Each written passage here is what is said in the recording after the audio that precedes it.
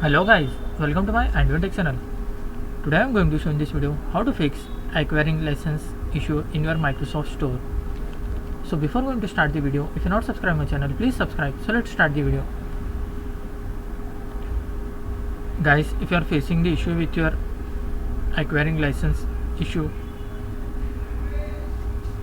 on your Microsoft Store, then I will show you how to fix this issue.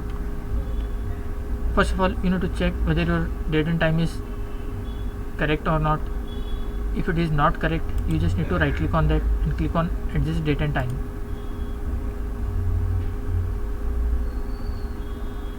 In this you can see here set time automatically. You have to make sure that this is enabled.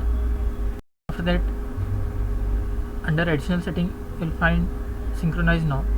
Just click on synchronize now and close this window. After that, click on start menu, then type here WS reset.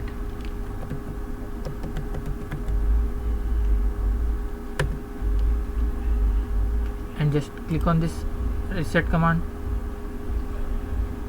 and you have to wait for some time.